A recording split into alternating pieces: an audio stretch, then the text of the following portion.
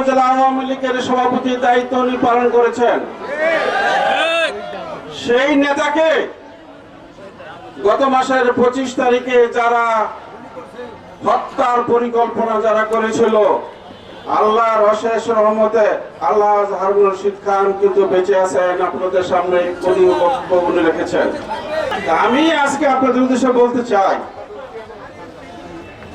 যার জন্য বিগত দিনে উনি এত কিছু করেছেন, 2018 সালের নির্বাচনে ওনার যে কি ভূমিকা ছিল এটা আমি শহীদুল ইসলাম মোল্লা জানি। কি ভূমিকা ছিল হারুন রশিদ খানের এই মোহন সাহেবের মনোনয়ন পাওয়ার জন্য।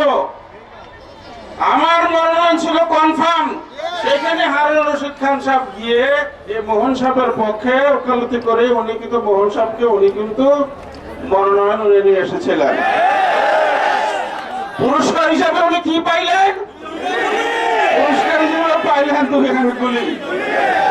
আর কি পাইলেন? 2018 সালে নির্বাচনে, উপজেলা নির্বাচনে করলেন ওনার বিরোধিতা, করে নাই? ঠিক তেমনি হবে যারা এই হারুন রশিদ হারুন রশিদকে মারার জন্য, আল্লাহ হারুন রশিদকে মারার জন্য যেই লোকগুলা হারুন খান সাহেব উনি যাদের কথা বলেছেন, এরা কারা? দীর্ঘদিন এই মোহন সাহেব ওনার ভাই তাদেরকে লালন পালন করেছেন না? শিবপুরের আবাল বৃদ্ধ বনিত সবাই কিন্তু জানে।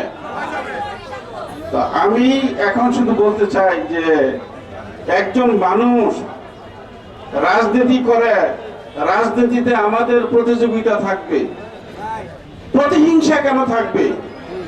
প্রতিহিংসার রাজনীতি তো আমরা করি না। শিবপুরে আওয়ামী লীগের অফিস কিংবা মোহন সাহেবের ব্যক্তিগত অফিস, আমি আপনাদের বলতে চাই যে মাননীয় প্রধানমন্ত্রী জননেত্রী শেখ হাসিনা 14 বছরের উপরে বাংলাদেশ সরকারের উনি প্রধানমন্ত্রী। আওয়ামী লীগ ক্ষমতায়, এমন বাপের কারো সাধ্য আছে আওয়ামী লীগ অফিসে আগুন দিবে? কোন সাহেবের অফিসে আগুন দিবে কারো সাহস আছে? এই কাজটা তারা নিজেরাই করছে। এই কাজটা তারা নিজেরা করে উদুর গাড়ি দেওয়ার জন্য তারা কিন্তু আজকে কাজটা কিন্তু করছে। শিবপুর উপজেলার আওয়ামী লীগে শিবপুর উপজেলা সাবেক চেয়ারম্যান আলিফুল ইসলাম নিদা, এবং সবচেয়ে দুঃখজনক কথা হলো হারুন ভাই বলছেন যে খুরশেদ হাজি বুইটা উনি থাকে হলো নরসিংদী। এই খুরশেদ হাজিকে এই শিবপুরে আওয়ামী লীগে বিস্ফোরণের জন্য ওনাকে দেওয়া হয়েছে আসামি। এটা কি বিশ্বাসযোগ্য কথা? এইরকম ভাবে অর্থাৎ এই হারুন রশিদ খানের এই যে পরিকল্পিত হত্যাকাণ্ড, এই হত্যাকাণ্ডকে উনি তো আল্লাহর অশেষ রহমতে উনি বেঁচে গেছেন, বাঁচার তো কথা ছিল না। এই ঘটনাটাকে ভিন্ন খাতে প্রবাহিত করার জন্য এইটা কিন্তু একটা ষড়যন্ত্র। কাজে আমি বলি আজকে আমরা শিবপুরবাসী সত্যিকার অর্থে আমরা এখন শিবপুরের জনগণ মোহন আতঙ্কে আছি। কিভাবে আছি যে কখন কাকে সে যে বিপদে ফেলায় এটা কোনো বলা যাচ্ছে না। কখন কাকে সে যে মারার জন্য পরিকল্পনা করে, হত্যা করার জন্য পরিকল্পনা করে সেটাও কিন্তু বোঝা যাচ্ছে না। 2018 সালের নির্বাচনের কথা আপনার মনে আছে? আমি আপনাদের সাথে স্পষ্ট ভাষায় বলতে চাই, 2012 সালে নরসিংদীর জনপ্রিয় মেয়র লোকমান হোসেনের হত্যাকাণ্ড, 2014 সালের শাহিন কাদের মাহিন ছাত্রলীগের তৎকালীন সাধারণ সম্পাদক মাহিনের হত্যাকাণ্ড, এবং 2018 সালে এই মিলন হত্যাকাণ্ড, এবং সর্বশেষ হারুন রশিদ খানের বাসায় গিয়ে ওনাকে হত্যা করার জন্য সে পরিকল্পনা, এটা হলো কি একই পরিকল্পনা।